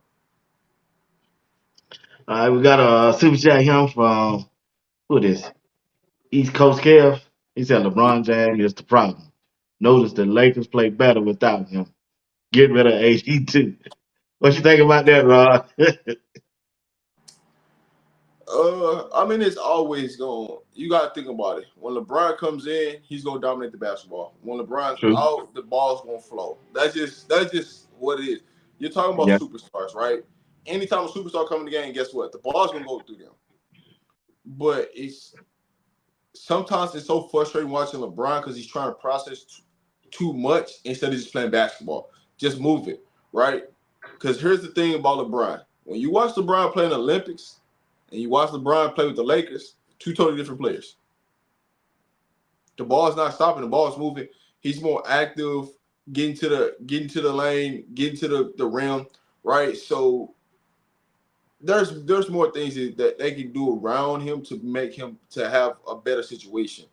They just got to get this roster constructed into a way that can be successful for them in the future and right now. And right now, the future looks down because they made some stupid trades. Let's just be real. All right. Let's move on from there. Let's talk about OB Odell Beckham Jr. He signed with the Miami Dolphins. At the end of the last season, I think Miami lost 4 of their last 6 games. With the addition of Odell Beckham, what's y'all expectation of the Miami Dolphins this year? I don't know. I don't know. We look so good week 1 through 10, and then I don't know what happened. So I don't know. I don't know. Tua could be hurt. So, bro, I don't know. I ain't gonna even sit here and sugarcoat nothing for nobody. I mean, it's a good addition to go with Tyreek Hill, and I think they got his homeboy. I think they got his other LSU receiver down there. So I think that was maybe the biggest reason why he signed with the universe with Miami. But I don't know, man. I just don't know. I don't want to get my All right. hopes up and then they dash him. So 50-50 Yeah. right now. Okay. What do you think of OBJ, Rod? Signing with Miami. I think it's a great addition. My question is, has Miami fixed their defense? That's If why they they lost in the last 4 of their 6 games. That if they ain't defense. fix the, if they ain't fix the defense, it don't matter what's being done. But two also is, can the receivers stay healthy? The biggest part of their game is Hill and Waddle. One of them is always hurt when it's time for the big game. One of them is That's always hurt. one. So Waddle was hurt. The playoffs you just had Tyreek. So now it was easy to take out Tyreek. Well, now you put in OBJ and the possibility of them sign. If they sign Landry, I like their receiving core. But it ain't about the season. It's, can y'all get it done at the end of the season going into the playoffs? That's what really matters.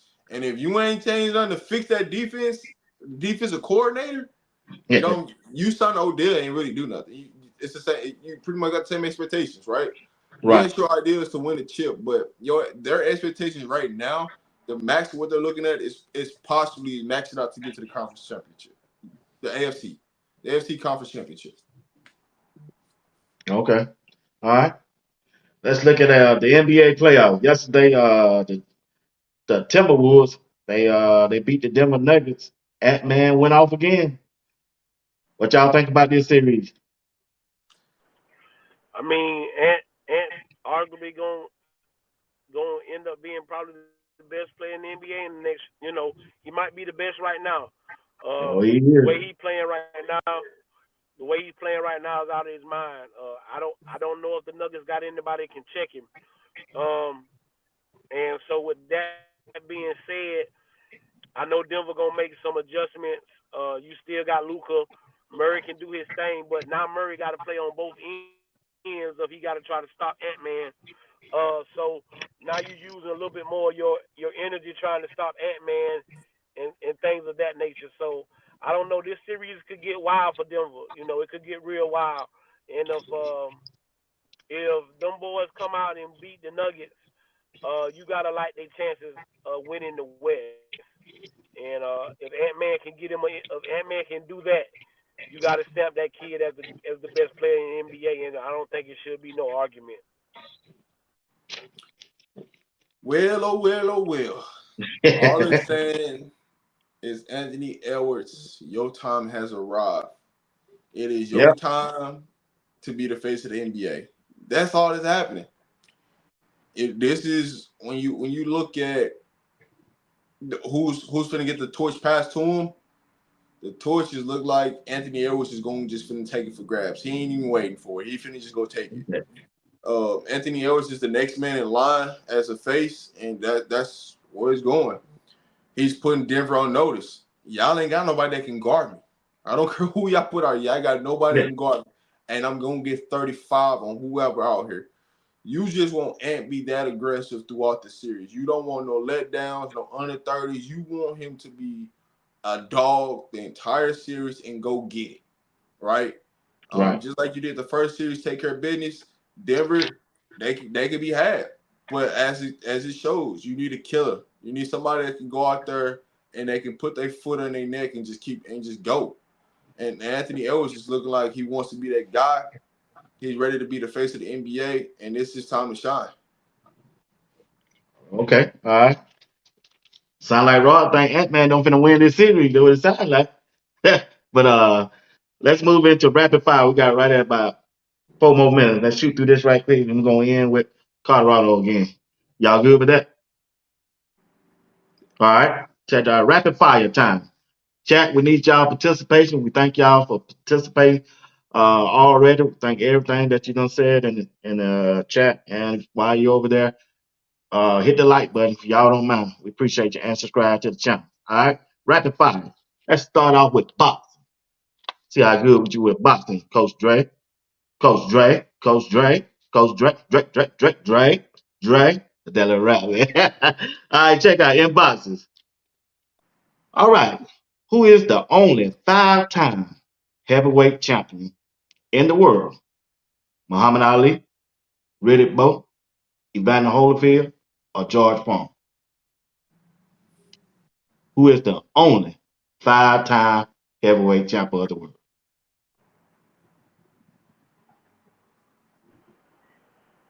Is it Evander Holyfield? What's your answer, Rod? Need me to Five read the times. question? Yeah. Who is the only five-time heavyweight champion of the world? Muhammad Ali, Evander Holyfield, Riddick Bowe, or George Foreman? You said if it's heavyweight, then is Heavyweight, yeah George five Foreman times. and George Foreman and it's got to be George Foreman. Evander Holyfield. Evander Holyfield. Okay. Yeah. All right. Real deal. Who wrote? Uh, want to go to you, Coach Ray. All right. Who holds the record? Still in boxing. Who holds the record for the most wins in a light heavyweight title bout at total of 12? Floyd Mayweather, James Toney, Roy Jones Jr.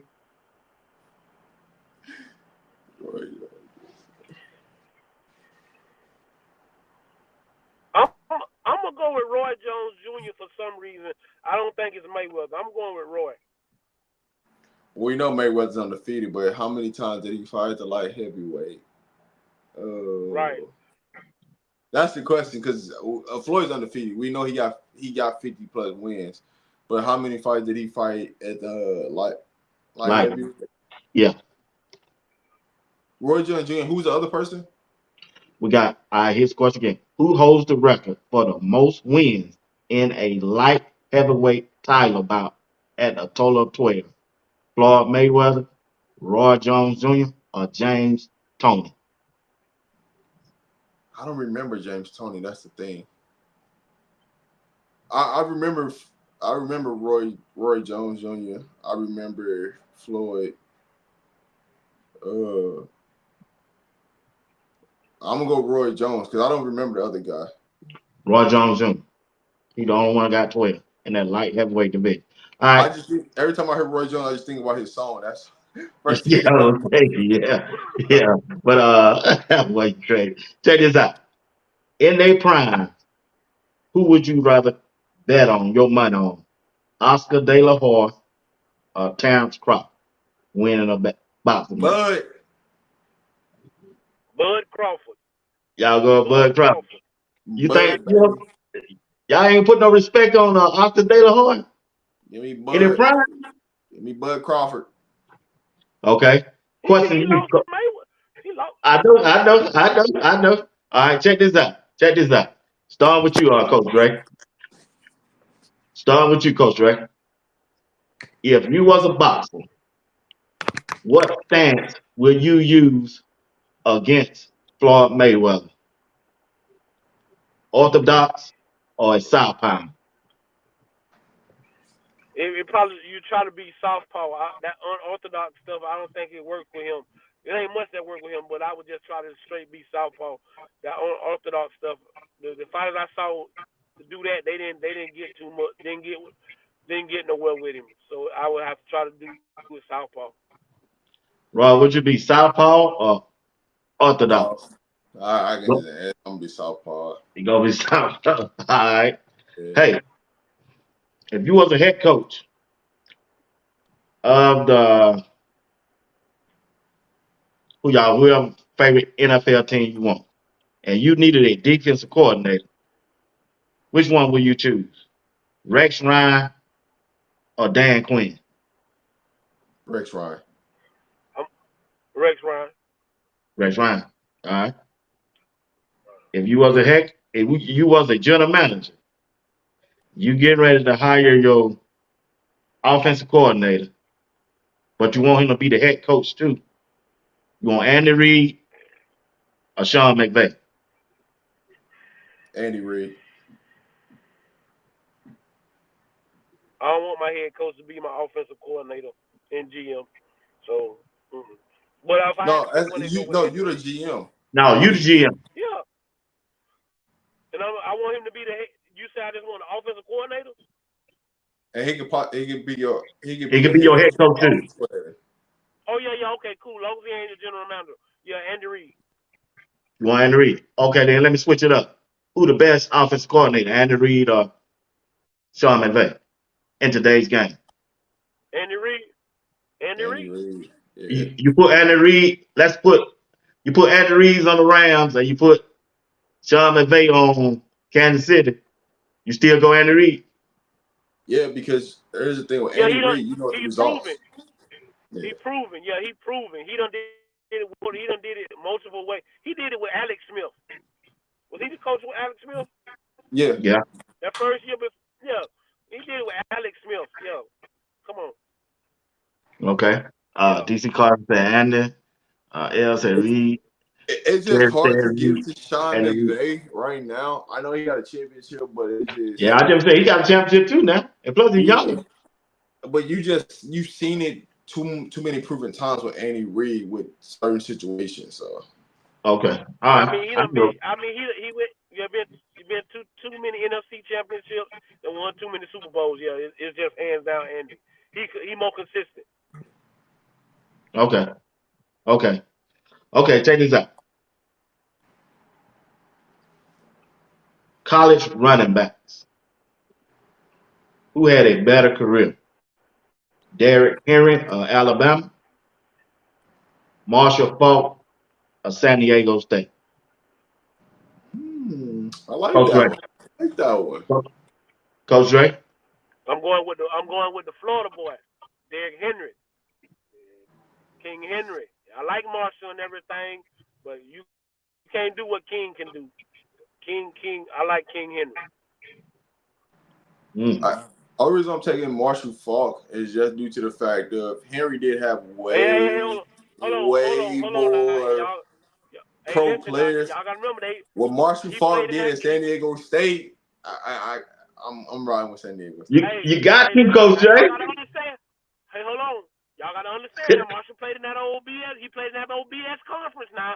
King Henry did this in the SEC now. Come on now. I He played know, in the but SEC still, now. but you got to look at You the know what I'm saying? The overall work SEC that now. that dude put in. I'm Yeah, looking we at talking about King Henry. I'm looking at the We want to overall. have I'm looking at the Well, overall you got impact. DC Carson Reasons there, Henry. I think Marshall Faulk. Well, that boy used to go to I'm work looking at out the there, boy. overall totality of what Marshall Falk did versus Henry. Henry, you just handed the ball out to him. Marshall did a little bit of catching here and there. He did everything, He everything, did Coach Ray. everything. So that's what I'm looking at it from a standpoint. All right, let's stay right there at the college running back room.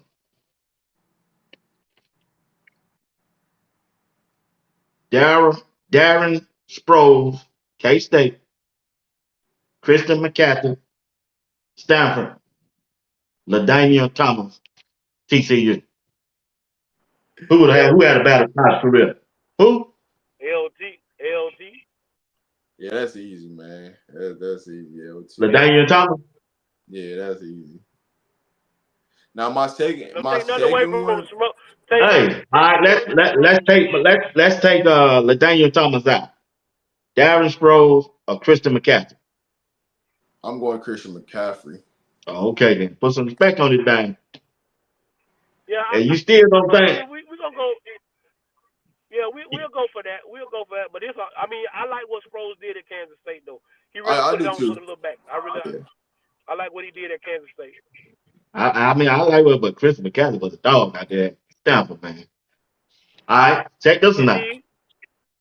Okay, check this out. Let's stay with LaDainian Thomas or Reggie Bush, Give me USC. Reggie Bush. I mean, it's Reggie. It's Reggie.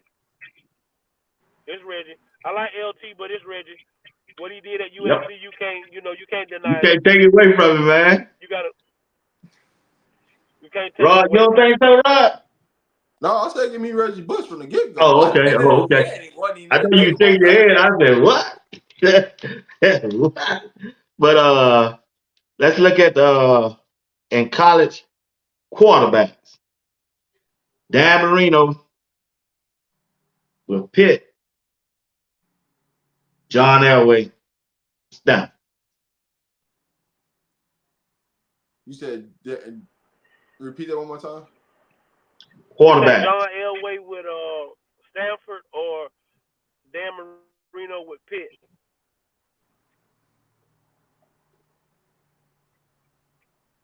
I'm gonna go with John Elway because he had a little swag with his play. He was a little more mobile than Dan. So I'm gonna go with Elway. Yeah, I think I'm gonna roll with John Elway on that one too. When thinking back, looking at everything. Yeah. Let's go back to boxing. Thomas Hitman Hearn, Sugar Ray Leonard.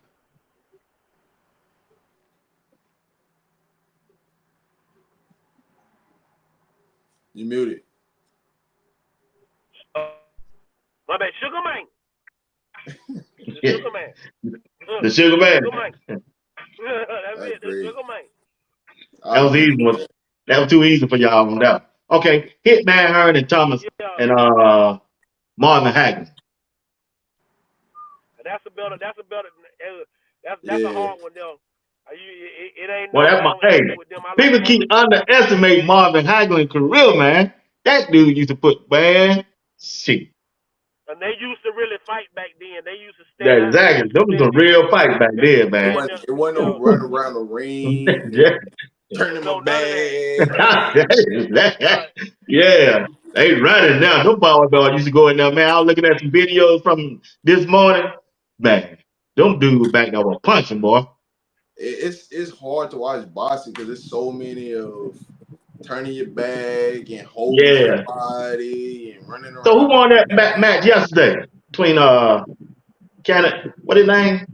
I ain't even watch it. I Cornello. ain't either. I don't know. Canelo knocked him out. He knocked him out. Man, that's sorry. I said, man, who put this fight on? Shit, man. All right, I mean, Colorado. they go ahead.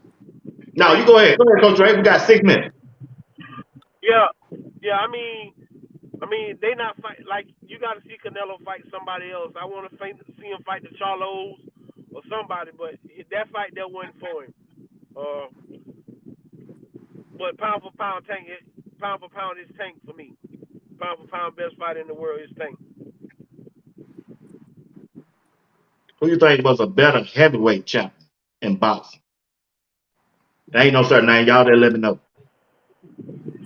I mean, when you talk about the greatest, you gotta talk about Ali because Ali gave away 3 years of his prime, and I think if he fights them 3 years, I don't think nobody ever beats him. Yeah. And that's just being honest with you. I think if they don't take away boxing from him for 3 years and he continuously fights, I just don't think there's nobody beats him. And so you're gonna always get me to say that Muhammad Ali is greatest heavyweight never lace him up. I'm going to Ali also. That was the easy one there. Yeah. Okay. All right. Let's end this thing with Colorado, man. Getting back to Coach Prime and Colorado Buffaloes. Hey, which player who made the most noise during this spring practice this year? Running back, Michael Webster, Charlie Oak, Preston Hart, or LeJohntay Webster? Which one of those players made the most noise in the spring practice this year? All the way up to spring practice this year.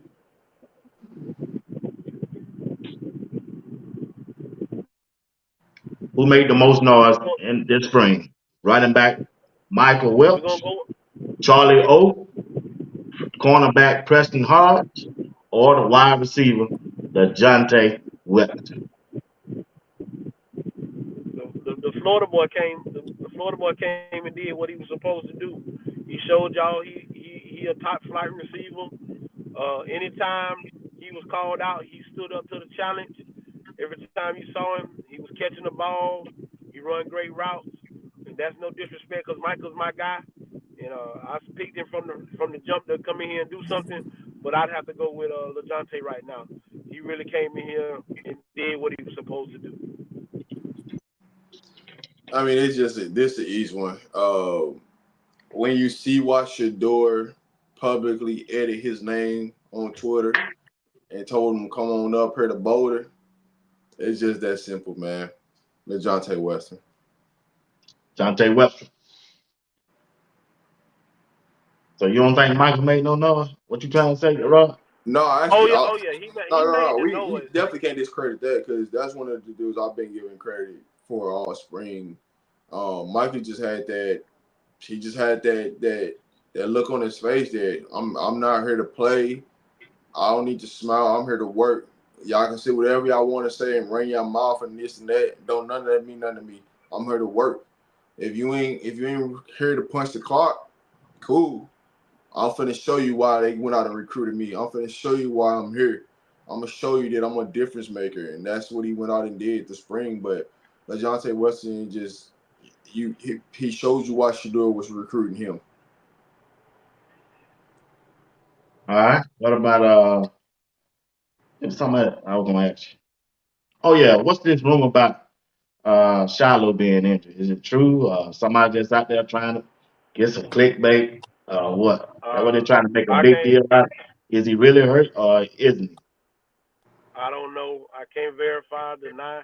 I don't I don't know. know either. So So I'm not gonna speak on it. I hope it's not true. I think somebody came out and said that it was false. So I don't, but I can't confirm or deny. So we'll just wait and see once they report back on the 20. I think they got to report back on the 25th or right after Veterans Day or whatever No, they say. they got a report from Memorial Day. That's when they report back. Okay, so yeah, right after Memorial Day. So we'll know something by then. But Coach Prime never talks about injuries, but I don't know. I can't verify or deny. I'll just say this: until you hear something publicly comes from somebody page that's a Colorado official, I would just leave it to what it is. The people right now in the media are trying any and everything to put or to mention Colorado. For them to be for them to quote unquote be the 13th best team in the Big 12, but everybody's running around talking about Colorado. You just got to make this make sense. You know, yeah, I know, right?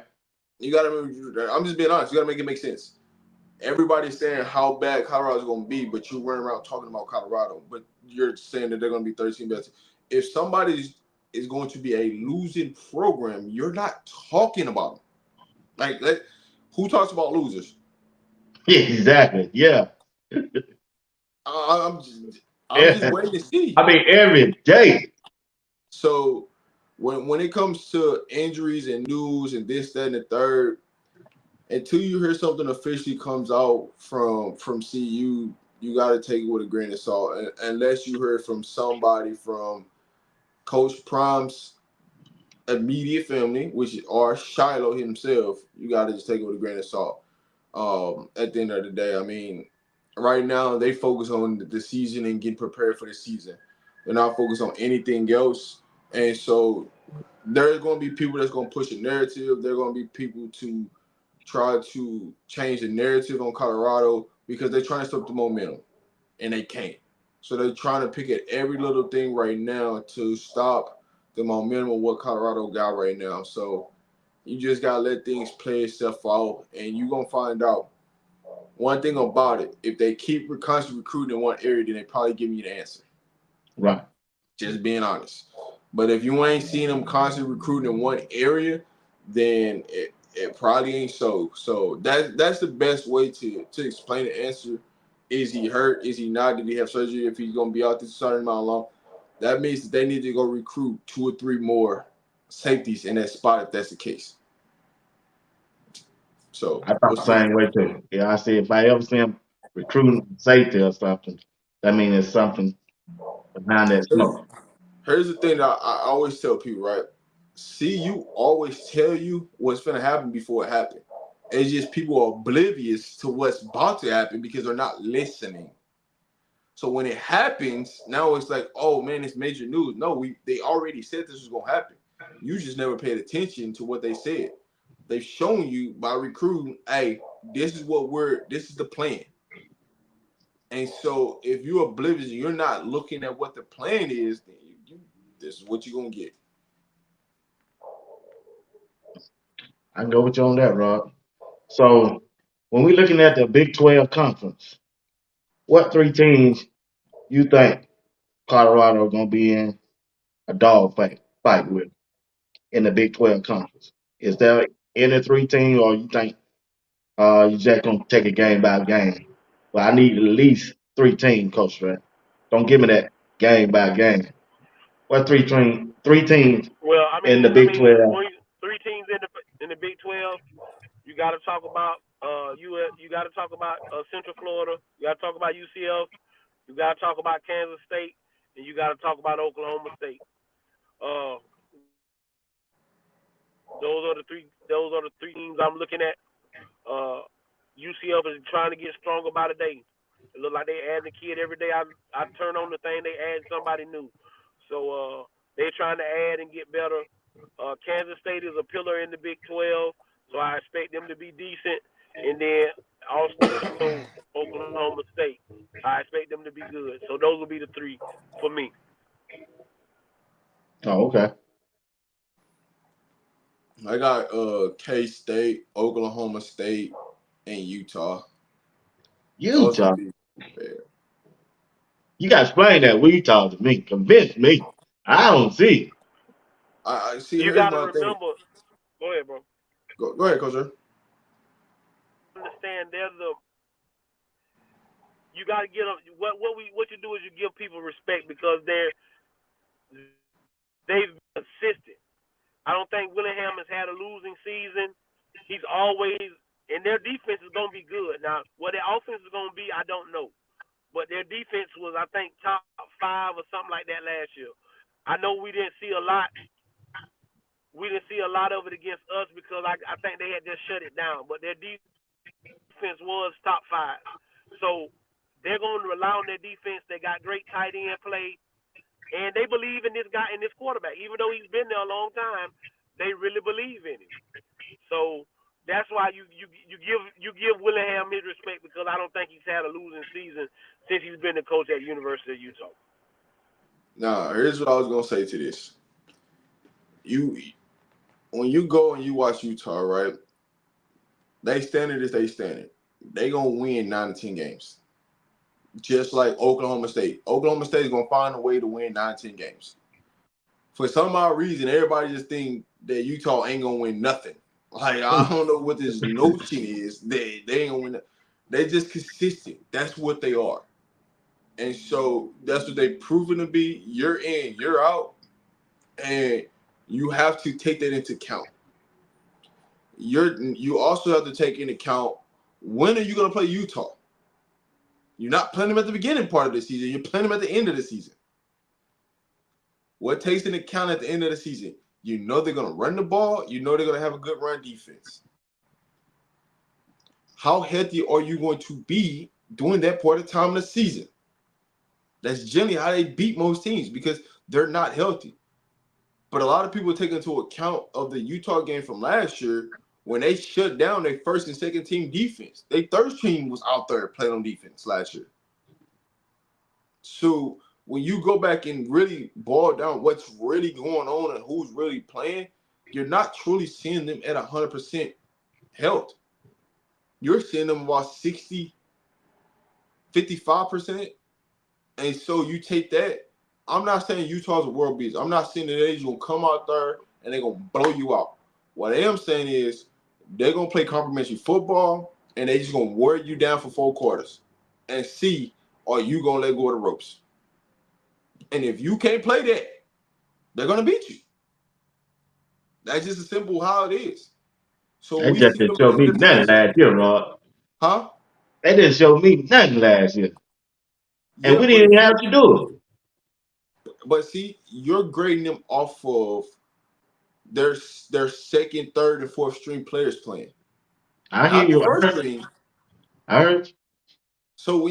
So when you turn on that film this year, you're gonna see a whole lot of difference, right? Okay. Now it comes to the part of the season. What are we playing for? Because if you're trying to keep kids on your team so they don't hit the transfer portal, and you got kids that's banged up at the end of the season, what are you gonna do? You gotta make a business decision. I'm gonna play them younger kids so they don't hit the portal. So I don't have to recruit my team. I know they're gonna be here. So they got something to look forward to. Like, once again, I'm not saying Utah are world beaters, but you got to give credit where credit is due, and they are consistent.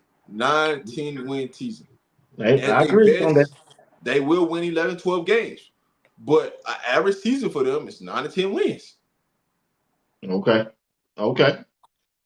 I got to go with that. I can't knock you on that, but I know they got a good coach. I know Cam Rising coming back for his 7th year. Uh, okay, check this out. UCF against Oklahoma State. Who you liking them, Coach Ray? Right now, I got to see who's going to be UCF quarterback. I think it's going to be a battle right now because they brought in the kid from Miami. So that means that Oh, they KJ brought in going to have another to battle quarterback? for the job.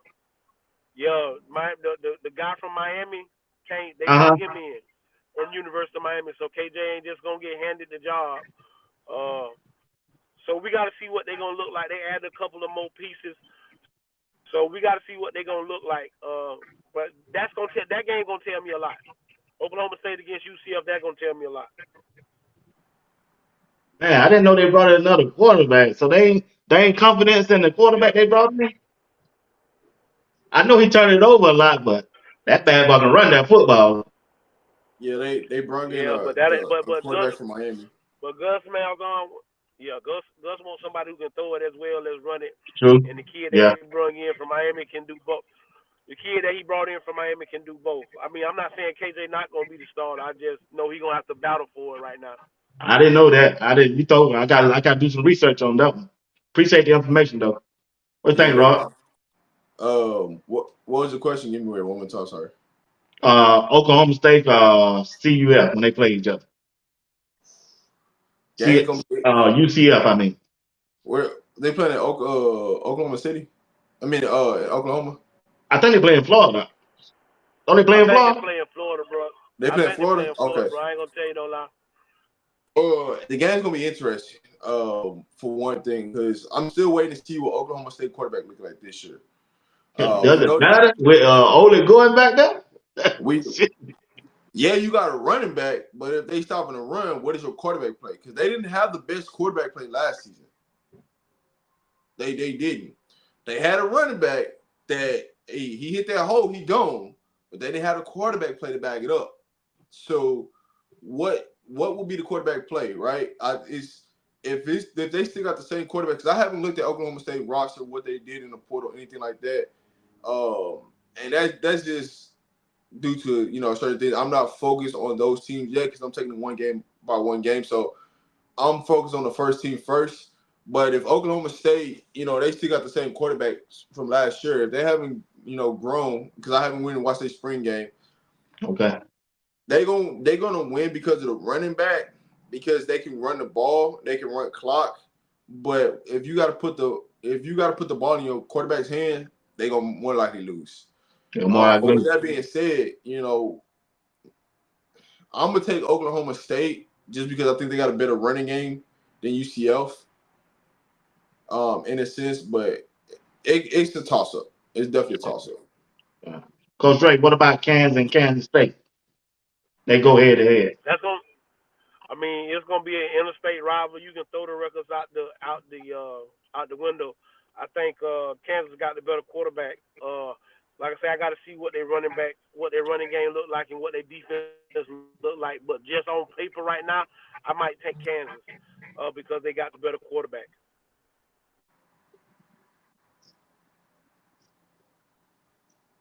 What you Kansas, think, Rob? Kansas. Kansas? Yeah. Wow. That's a good one. Between Kansas and Kansas State. All right, guys. Hey, all time is up, and appreciate everybody for tuning in tonight. Once again, thank you for participating in the chat. What DC Carson say? Oh, back in return for the 7th year quarterback in second year. Oh, he coming back for his 7th year too? Ah. But like I said, man, I appreciate y'all for being here rocking with me tonight. If you don't mind, hit the like button and subscribe to my channel. I appreciate each one of y'all for doing that.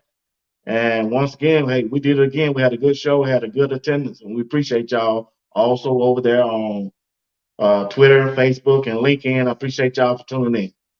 Coach Dre, you want to start us off with the ending words? Then we'll go to Rod or whoever want to start it off. We'll close Man, it like out. always, appreciate you guys for tuning in, rocking with us on this Sunday. Um, man, it never goes unnoticed, man. Thank y'all for always supporting. If we didn't get your comment or anything like that, make sure y'all leave a comment. Make sure y'all like, share, subscribe to both of the channels. If you're new to the channel, if you got any questions that you want answered for rapid fire, just shoot it to us, and we'll get it on the show for next Sunday. True. True. As always, man, I want y'all to be positive this week, be humble, and be kind. Always help somebody that's in need. And as always for me, if you send no ships out, no ships will come in. And if there's no contest, nobody can win. Games can't be won if they haven't been played, and prayers can't be answered if they haven't been prayed. I am your man, Coach Dre. That is my brother Rob the Man. That is B Watts. Salute. Y'all be good. Peace.